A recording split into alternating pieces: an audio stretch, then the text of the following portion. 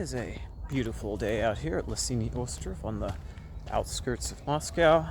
We've been getting a deluge of rain for the last few weeks. I'm appreciating clear skies. It's actually nice and cool because leading up to the rain, it was just like hot and humid leading up, and then it's just been a torrential downpour for the last few days. But I'm enjoying that the humidity's dropped. It's nice and cool, but it's still just warm enough I can actually be out here in a t-shirt for once. It's been like jacket weather most of the summer, and then it all of a sudden got really hot, and then all the rain. So, anyway, sharing an interesting thought that I am sure someone out there has written an academic paper, article somewhere that's been published somewhere, but it's a thought that's new to me. So if anyone's heard of someone who's already shared this thought, let me know. I'd be interested to hear about it. But I was thinking in terms of how Paul in his epistles references, the gods of the nations as demons, right? And so there's this idea that idols, they're not just objects, they're associated with real existing things. Right. Paul is not a humanist. He's not saying, oh, they're not real. The problem with the pagan worship is just they're believing something that's not real. They should stop being superstitious. He's saying, no, there's some real malevolence behind these things. But then if you think in terms of sort of the pagan ancient practices, right? They might believe these demons are out there, but they're something celestial, maybe heavenly, something spiritual.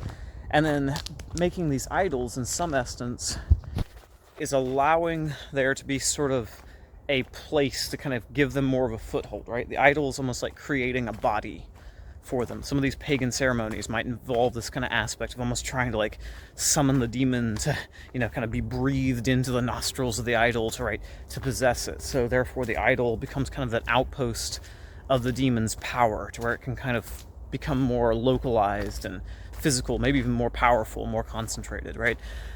And so I had the most random thought in connection to Tolkien's Lord of the Rings, about the symbolism of the ring itself as a pagan idol. Because you think about it, right? Sauron, the character, in his kind of thinking through the Silmarillion and all these, he's basically an angelic creature. He's somewhat the devil. Well, Morgoth's the devil. Maybe he's kind of like a high-level demon, a very powerful one. But by the time of the Lord of the Rings, he's filling more the devil role, right? He's an angelic creature. But the ring, when it gets down to it, right, in the whole story, it's a lot of people don't even stop and think what the ring is supposed to be, right? To a certain extent, right? Sauron is a spiritual presence, but the ring allows him to pour his power into it. It becomes this physical object that embodies his power, more tied to the physical realm, to kind of concentrate this power and kind of localize it. So in some essence, if you think about it in context of, Paul's writings and pagan practices, where you have these demons, these fallen angels come down from heaven, and then as far as the pagans are concerned, they're creating a physical body to help them sort of, shall we say, tether their power and influence more thoroughly to the world. You then come up with this very interesting symbolism to where Tolkien's ring is very much like a pagan idol in this aspect. Now, don't get me wrong, it's nothing new, right? Tolkien was a very devout Catholic, right? There's a lot of Christian culture, Christian imagery throughout.